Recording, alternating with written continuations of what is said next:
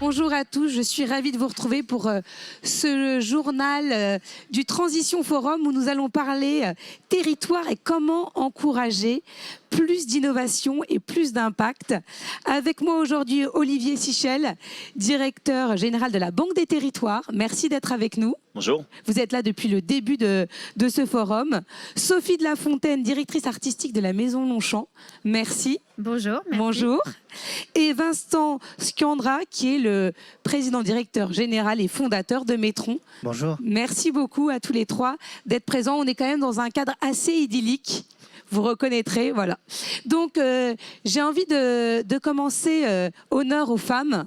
Donc, Sophie, la Maison Longchamp, c'est une maison familiale qui existe depuis 1948 et bravo pour ça déjà parce que on est fiers des maisons françaises et c'est pas toujours facile de garder une fabrication ici et vous déployez une grande partie de la fabrication de la Maison Longchamp en France avec plusieurs usines dans les territoires. Oui, tout à fait. Merci Laura. En effet, la maison, c'est une entreprise familiale, indépendante, française. On a un réel savoir-faire de maroquinier. On a 5 ateliers dans l'ouest de la France, en Mayenne, dans l'Orne, en Vendée et dans le Maine-et-Loire. Ça fait à peu près 1000 personnes dans ces ateliers. Et c'est vrai que c'est quelque chose qui est très important et qui nous différencie, ce savoir-faire et cette fabrication française. On travaille à maintenir ce savoir-faire et également à sans cesse le développer, faire de l'innovation, ce qui nous permet aussi de sans cesse renouveler ce savoir-faire. Oui, et en concernant justement l'innovation et l'impact, vous avez commencé pas du tout au moment où c'est devenu tendance, parce que là, depuis quelques années, c'est vrai que ça s'est accéléré, mais ça fait longtemps que vous cherchez à utiliser des matériaux recyclés et puis à penser aussi au recyclage de vos propres matériaux. Oui, c'est très important. Nous, on a un bon sens d'artisan qui fait que pour nous, la matière qu'on utilise, c'est un produit noble, surtout le cuir, c'est un produit noble et c'est un produit auquel on fait attention. Donc on fait attention dans nos achats et on fait aussi attention dans son utilisation et son recyclage. Donc dans les produits, on a travaillé énormément sur le développement. Par exemple, on utilise du nylon pour notre sac, le pliage. Et donc on a fait énormément de recherches. On a un gros pôle de recherche et de développement qui est basé à Segré dans le Maine-et-Loire. On a travaillé pendant 2 ans sur le développement de ce même nylon en version nylon recyclé pour lui maintenir le même niveau de qualité, les mêmes caractéristiques. Donc on est très content d'avoir pu transformer tout notre nylon en nylon recyclé. On travaille avec des tanneries qui sont toutes certifiées LWG, donc un niveau d'engagement de toute la partie écologique assez fort. Et puis, on travaille aussi les techniques dans nos produits. Par exemple, on a développé des techniques d'impression de sublimation qui sont des impressions qui n'utilisent pas du tout d'eau. Donc, tout ça, c'est des sujets autour du produit qui sont importants et c'est un sujet, évidemment, qui nous tient à cœur. Olivier, est-ce que c'est ce type de projet que vous pouvez aider au financement? Est-ce que c'est les maisons, les usines, les start-up, les entreprises qui viennent vous démarcher? Est-ce que vous aussi, vous avez une politique pour aller essayer peut-être d'avoir un côté un peu curatif et d'aller chercher ceux qui innovent et de leur proposer votre aide? Oui, absolument. C'est vraiment dans l'ADN de la Banque des Territoires d'être en proximité vis-à-vis des territoires. Alors, dans la maison Caisse des dépôts, c'est pas nous qui investissons dans des startups, ça c'est le rôle de BPI et Nicolas Dufault qui était présent à Nice au Transition Forum pour tout ce rôle d'innovation. Mais en revanche, nous on va accompagner les startups dans un monde qui est parfois un peu difficile pour elles, qui est celui des collectivités locales. On discutait avant avec Vincent de Metron, il parlera de sa solution. Et c'est vrai que c'est un carton aujourd'hui dans l'industrie. Et il me disait, mais comment est-ce que je prends le monde des collectivités locales, qui a ses règles, l'achat public, qui a ses contraintes, les contraintes électorales, qui a aussi sa géographie particulière. On est à Nice, mais c'est aussi la métropole de Nice, donc on peut toucher des aimants. Et donc on a tout ce rôle d'accompagnement auprès des innovateurs pour que l'innovation, elle ne soit pas cantonnée juste au monde de l'industrie, comme chez Longchamp, ou au monde de l'entreprise ou de la banque, mais qu'elle puisse aussi toucher les acteurs publics. Vincent, justement, est-ce que vous pouvez nous expliquer ce qu'est Metron pour ceux qui ne connaissent pas et comment vous accompagnez ces entreprises pour qu'elles aient un meilleur impact? Et surtout, ce qui m'a marqué en préparant ce journal, c'est que nul n'est prophète en son pays et c'est d'abord à l'étranger, presque, que vous vous êtes déployé. Et maintenant, aujourd'hui, évidemment, en France, vous êtes bien présent, mais on sent la difficulté parfois quand on est jeune, vous me le disiez, et qu'on a une solution très innovante de séduire dans son propre pays. Absolument. On accompagne depuis maintenant 9 ans des groupes industriels dans leur réduction de leur consommation énergétique et du coup de leur empreinte carbone. Alors, sujet extrêmement tendance en ce moment, malheureusement, mais qui du coup permet aux industriels de comprendre que être capable de réduire sa consommation énergétique a un impact financier, bien sûr, mais aussi sur ses émissions. On a commencé en France, on a la R&D et tout le développement logiciel de Metron est à Paris, est en France. On développe des logiciels qui aident les industriels à réduire la consommation par justement le captage de ces données et derrière de l'optimisation de l'outil industriel existant. On ne le change pas. Ça a effectivement été une très forte promotion pour Metron à l'étranger. Des pays où l'énergie coûtait déjà très très cher et où les industriels se posaient la question qu'on se pose aujourd'hui, comment faire ? Mais bien évidemment, ce type de technologie, quand on est arrivé dans le monde de l'industrie, on s'est rendu compte que l'industrie est au cœur des territoires, finalement un maillon indispensable. Et très vite, on est allé effectivement voir si notre technologie ne pouvait pas aider des hôpitaux. Est-ce que demain, on va pouvoir faire de la sobriété énergétique dans des hôpitaux? C'est des vraies questions. Donc, est-ce que de l'innovation, des technologies comme la nôtre ne peut pas aider aussi dans ces territoires à essayer de porter une sobriété ou une efficacité énergétique différemment qu'en éteignant des machines ou des lumières ou en fermant des services? On veut éviter absolument ça.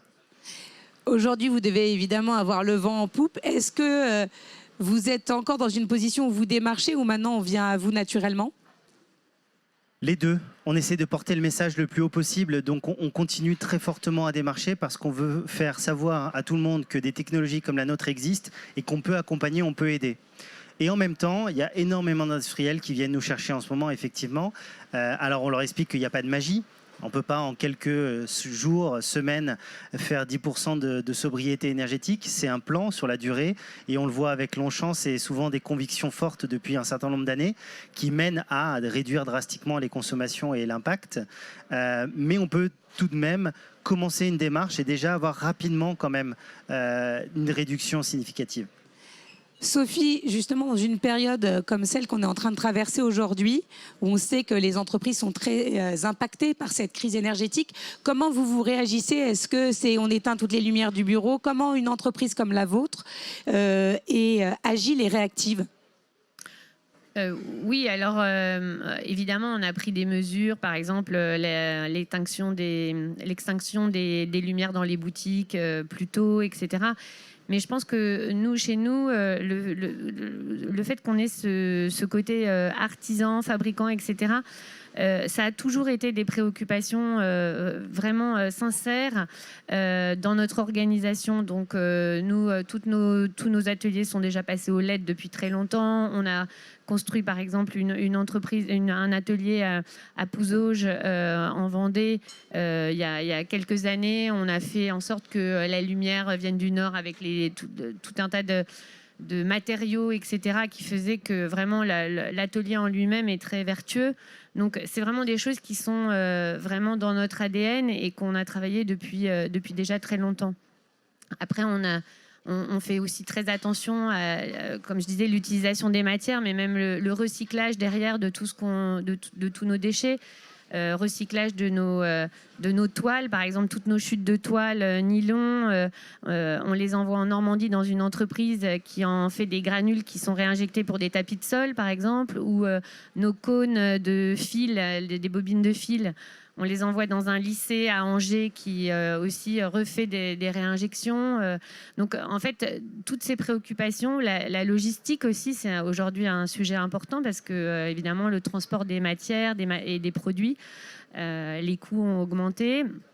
On est partenaire avec une start-up qui s'appelle Neoline, qui est basée dans les chantiers de Saint-Nazaire et qui développe le premier container à voile. Et donc, on a pris l'engagement pour 2024 d'avoir l'intégralité de nos transports de marchandises pour les États-Unis fait sur ce container à voile. Donc, oui, évidemment, les énergies sont au cœur de nos préoccupations. Et comment une maison comme la vôtre va sourcer ces solutions ? Alors, on a à l'intérieur de la maison, on a cette fibre et on a des personnes qui sont très curieuses, qui sont très porteuses de ça et qui s'intéressent à plein de choses. Et voilà, on est dans la famille, on est très moteur sur le sujet. Et puis après, on a aussi des personnes qui savent aussi que c'est des sujets qui nous intéressent et qui viennent nous contacter parfois. Des petites startups à qui on met à disposition notre labo de qualité, de recherche, etc., pour développer leurs solutions. On les aide sur faire les tests, etc. Donc oui, on est aussi souvent sollicité. Olivier Sichel, est-ce que c'est un accompagnement uniquement financier ou justement vous créez des synergies, vous mettez en réseau pour aider et accompagner les entreprises qui viennent vous voir ? Non, c'est pas seulement financier. Hein. La Banque des Territoires, hein, le slogan, c'est l'intérêt général a choisi sa banque. Donc on n'est pas là que pour faire de l'argent, c'est pas notre argent à nous. On le sait pas assez, c'est l'argent des Français, hein, c'est le livret A qu'on collecte. Hein. Donc vous avez peut-être un livret A, le livret A, vous dites il reste où ? Il remonte à la Caisse des dépôts, c'est la Banque des Territoires qui prête. Et ce qu'on essaye de faire, c'est surtout de créer des environnements de confiance pour faire de l'innovation. Je vais vous en donner un qui est dans le domaine des économies d'énergie. Il s'appelle Prioreno. Prioreno, c'est une plateforme dans laquelle Enedis, comme GRDF, ont accepté de partager toutes les données de consommation des bâtiments publics. Et donc, ça permet à un maire d'avoir, en appuyant juste sur un bouton, en clic, la hiérarchie, la priorité de ces bâtiments qui sont les plus énergivores. Là où il aurait dû faire un appel d'offres, il aurait dû recruter un auditeur thermique, attendre 6 mois, payer 600 000 € un rapport, parce que Enedis et GRDF nous ont confié ces données-là et qu'on est capable de les traiter, de les géolocaliser. On est capable de dire à un maire, écoutez, vraiment, si vous devez commencer par une école, c'est l'école Jean Jaurès, avenue Gambetta, qui est vraiment la plus énergivore. Et pourquoi ? Parce que la Banque des Territoires, elle joue ce rôle de tiers de confiance qui permet de donner de la confiance à des élus dont c'est pas le métier. Chez Longchamp, on connaît bien son métier, on sait comment le faire, mais parfois, quand même, la rénovation thermique, un maire, il doit s'occuper un jour de la sécurité publique, un autre jour des transports publics.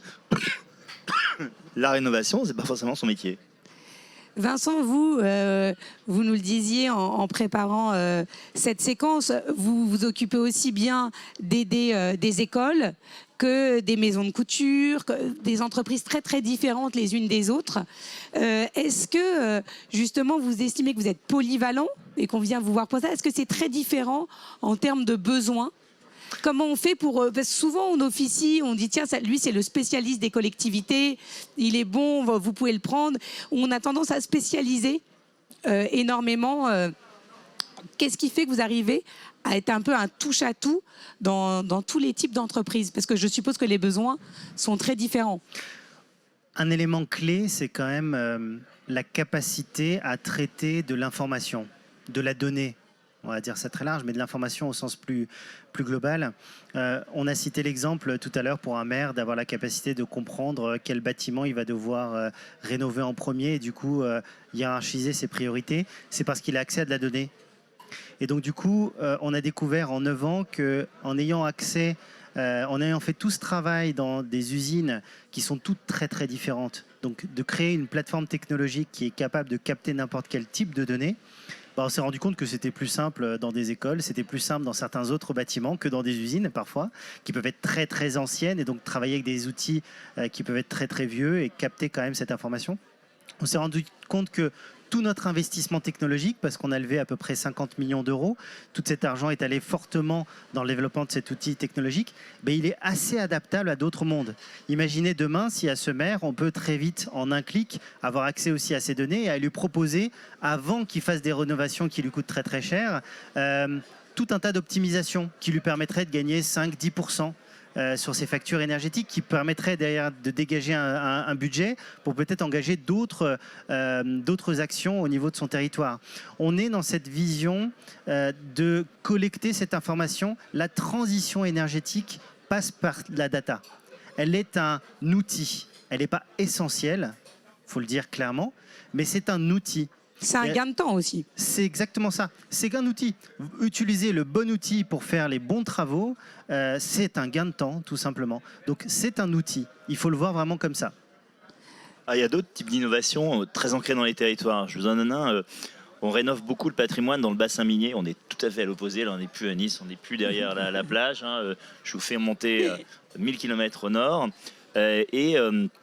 Là, il y a des matériaux biosourcés qui sont par exemple le béton de chanvre, qui sont des matériaux innovants qui vont apporter beaucoup d'isolation et qui vont faire vraiment des ruptures incroyables, mais qui sont très ancrés dans les territoires parce que le chanvre, on peut le faire pousser dans le bassin minier. D'ailleurs, c'est l'explosion en ce moment. Les gens achètent des champs de chanvre et se lancent dans la culture de chanvre tellement il y a des possibilités infinies. Et vous vouliez donner un autre exemple ? Vous nous disiez, il y a des... Alors, dans les autres exemples, là je reviens ici. Ce matin, à cet endroit même, Laura, on a signé avec l'université de Côte d'Azur, qui est la grande université de Nice, un très grand plan de rénovation thermique, 5 millions de prêts, plus 50 millions qu'a obtenu le président de la métropole pour la rénovation thermique des bâtiments, quelque chose de très complet dans lequel il y aura du photovoltaïque, des pompes à chaleur, de la géothermie, enfin quelque chose d'incroyablement complet, parce qu'en plus ça intéresse beaucoup les universitaires et les ingénieurs qui sont là de faire quelque chose de très achevé. Vous voyez, l'innovation elle est très ancrée dans les territoires. Certes, elles sont dans les startups, mais il ne faut pas voir comme quelque chose de parisien, c'est quelque chose qui part du terrain. Ah oui, c'est plus du tout aujourd'hui, c'est plus du tout uniquement autour de Paris et de l'Île-de-France. On voit vraiment que c'est partout et on l'a vu depuis le début de ce forum. Vincent, comment vous voyez les choses dans les années à venir ? Est-ce que là, on est dans le rush ou le rush est à venir en termes de transformation ? Pour moi, on est dans le rush, ça c'est certain. Après, le rush ne va pas durer que 6 mois. C'est-à-dire quand on va arriver à l'hiver, bon bah voilà, on y est, on n'a plus rien à faire. L'hiver prochain sera compliqué. Et il est fort probable que ceux d'après aussi. Du coup, préparer l'avenir, c'est préparer nos entreprises, nos collectivités à devenir sûrement beaucoup plus résilients d'un point de vue énergétique et réduire en même temps l'empreinte carbone de ceux-ci. Donc ça veut dire qu'il va y avoir des changements à réaliser sur l'énergie que l'on consomme, sur l'énergie que l'on va essayer de réduire, mais aussi sur ses sources d'énergie. Donc mieux isoler, ça fait partie des sujets.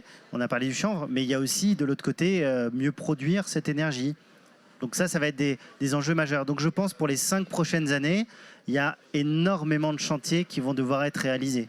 Mais quand vous dites, voilà, l'année prochaine, pas cet hiver, mais l'hiver prochain va être difficile, quels conseils vous pouvez apporter pour agir ? Est-ce qu'il faut forcément appel à vous, appel à quelqu'un d'autre ? Et si on a besoin de financement, parce que le problème, encore les gros groupes arrivent à déclencher ces plans, mais quand on est une PME ou une ETI et qu'on se retrouve un peu bloqué financièrement, est-ce que c'est la Banque des Territoires qui peut apporter la solution ? Quand on entend des messages comme ça peut être aussi assez anxiogène. Alors nous, Laura, juste on prête aux collectivités locales, on prête aux bailleurs sociaux, on ne prête pas aux entreprises. Si le projet est rentable et s'il y a une rentabilité pour l'entreprise, elle s'adresse à sa banque de marché, elle s'adresse au Crédit Agricole, elle s'adresse à la BNP Paribas. Et après, sur le verdissement véritablement de son processus, là c'est vraiment le rôle de BPI. Nous, notre spécialité, c'est vraiment les collectivités locales. Vincent, vous vouliez ajouter quelque chose ? Oui, la structuration de tous ces projets, il ne faut pas imaginer qu'ils ont commencé depuis quelques mois, depuis cette crise énergétique. Il faut imaginer que depuis plusieurs années, et on l'a vu avec la Maison Longchamp, c'est des enjeux stratégiques qui datent depuis des années. Après, c'est clair, une accélération, de nouvelles solutions, une restructuration de ce marché énergétique qui va du coup pousser à beaucoup plus d'investissements. Peut-être que c'était un tout petit peu en dessous de la pile, ça remonte un peu plus, mais il ne faut pas croire que c'était inexistant, chez les industriels comme pour les collectivités. Là, ce qui est intéressant, c'est que comme c'est sous les projecteurs, je pense que les possibilités en termes de moyens vont être sûrement mis sur la table. Donc, tout s'aligne pour aller dans le sens de ce que le GIEC a dit, c'est-à-dire réduire nos émissions fortement. Ils ont annoncé un peu plus tôt dans l'année qu'il nous restait 3 ans quand même pour bouger les choses. Presque de manière concomitante, l'énergie a pris en Europe, en tout cas, des tournants totalement incroyables. Et donc, du coup, prenons ça comme une opportunité. Merci beaucoup. On va finir. Sophie, vous vouliez ajouter quelque chose? Non, mais sur ce message d'espoir, en disant voilà, c'est une belle opportunité. On le voit, on voit que les choses bougent. Déjà depuis l'année dernière où on était ici au même endroit, on voit tout ce qui a été mis en place et c'est assez incroyable. Merci à tous les trois d'avoir été là et bravo pour ce que vous faites au quotidien. Merci.